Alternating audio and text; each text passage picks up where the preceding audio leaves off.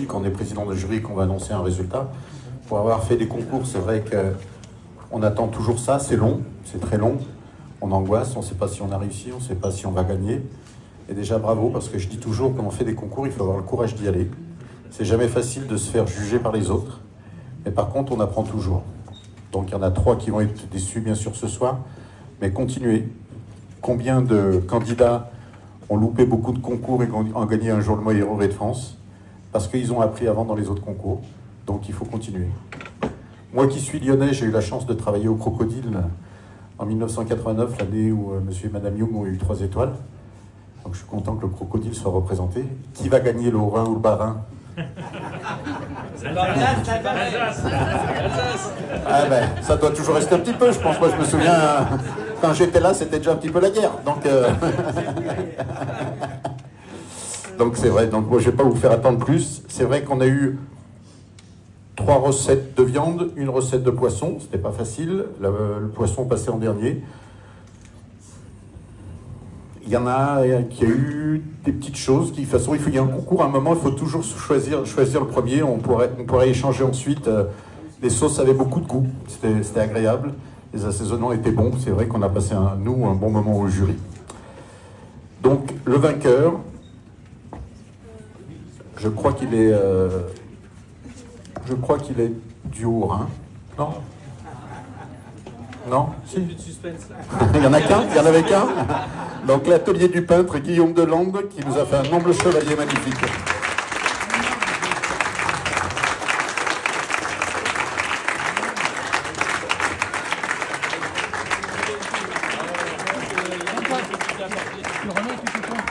Donc c'était pas facile parce qu'il passait le dernier et quand on est le dernier, ben, c'est pas facile.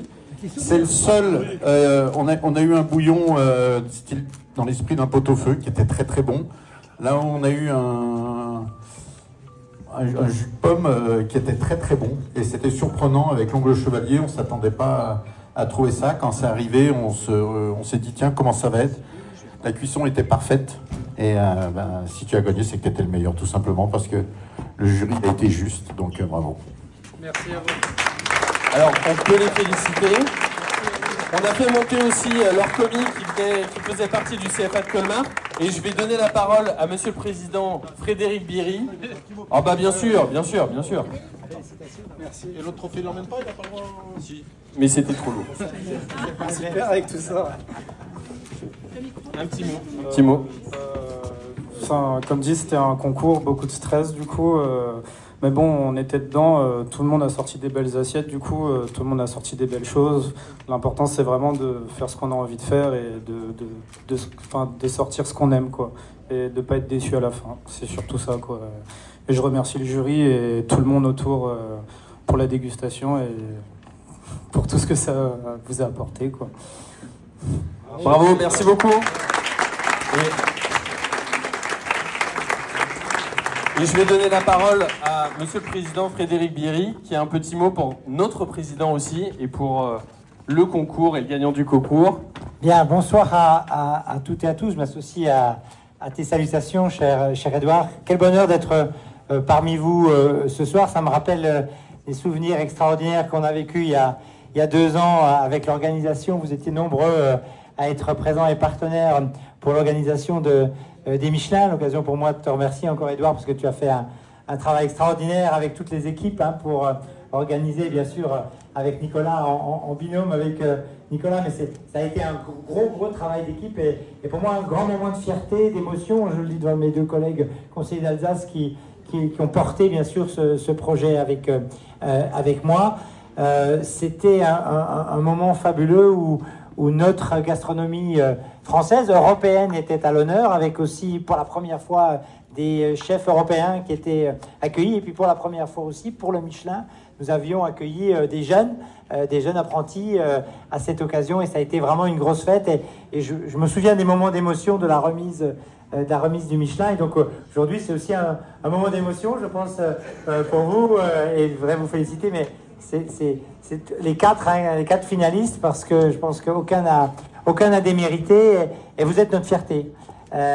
Autour, bien sûr, des pros qui sont autour de vous et qui vous ont jugé. On a cette chance en Alsace d'avoir une gastronomie extraordinaire. Vous voyez comme M. Marguin, il me regarde. Alors, bien évidemment, c'est une lutte entre l'Alsace et le Rhône pour avoir ce titre de meilleure gastronomie au monde. On vous a autorisé la 2e place, vous comprenez bien que... Mais en tout cas, on est super heureux de vous avoir. Merci, M. Marguin. Mais là, je ne savais pas que vous aviez fait un séjour alsacien. Et donc, je suis sûr que vous avez appris beaucoup de choses et vous avez ensuite amené au Rhône l'expérience alsacienne pour valoriser un peu leur savoir-faire. Je vous taquine, vous allez vous venger. J'oublie pas. Non, merci beaucoup, merci d'être là. Je vous souhaite d'ailleurs pleine réussite pour l'avenir politique aussi. Mais en tout cas, merci beaucoup d'être là et d'avoir contribué à donner encore plus de relief à cet événement. Merci chacune et chacun d'entre vous et tous les partenaires, parce que la richesse de l'Alsace, c'est bien évidemment sa gastronomie. Vous savez que c'est en Alsace où on consomme, je le dis devant le président de l'agroalimentaire du territoire, c'est en Alsace où on consomme le plus ces produits alimentaires.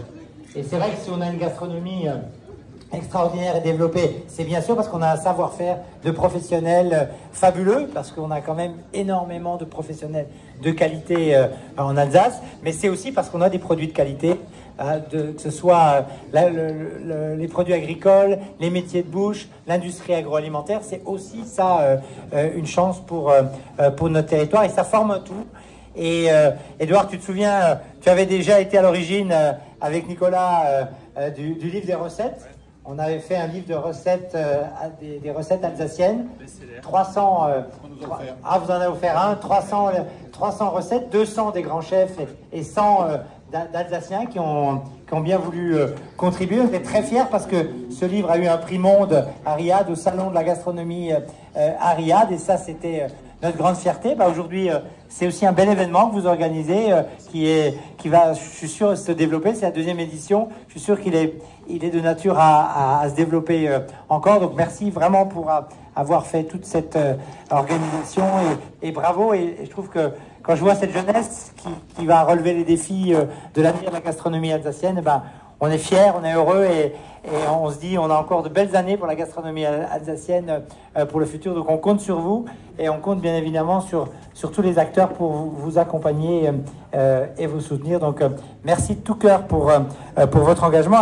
Je voulais offrir un petit cadeau souvenir à M. Marguin. Alors il est à la fois le Kouglof et bien sûr la marque Alsace. Notre enjeu, vous le savez, c'est bien évidemment donner du plaisir aux Alsaciens au quotidien, mais aussi faire venir toujours plus de touristes.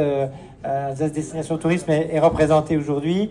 17 millions de touristes annuellement aussi en Alsace. C'est une grande richesse aussi qui fait la dynamique de notre territoire. Alors on sait qu'à Lyon, vous allez faire la promotion d'Alsace, comme nous on fait aussi la promotion de la gastronomie chez vous, qui est tout à fait remarquable. Bravo et merci à vous. Merci beaucoup.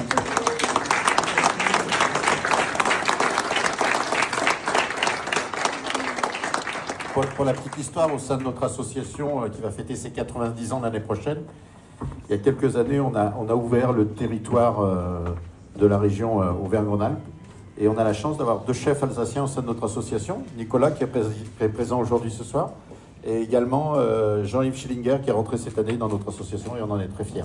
Et c'est vrai que je viens de temps en temps, Patrick va m'engueuler parce que je viens pas le voir, mais c'est vrai que j'aime votre région, qu'elle m'a marqué, parce que quand vous faites un an en Alsace, à l'époque, ça a peut-être changé, mais on rentre en cuisine. Je me souviens, on était 18, on était 3 Français et 15 Alsaciens. Je parlais pas allemand. Il y a un témoin qui est là, avec qui j'ai travaillé. Il est où? Il est là-bas. Et c'est vrai que les 3 premiers mois ont été difficiles. Et comme je dis toujours, une fois que j'ai passé ces 3 premiers mois, ce que j'ai vécu, et ça dure, c'est-à-dire qu'on est 5-6, on se voit encore régulièrement. depuis 1989, donc ça fait plus de 40 ans, et ça c'est quelque chose d'extraordinaire. Merci beaucoup.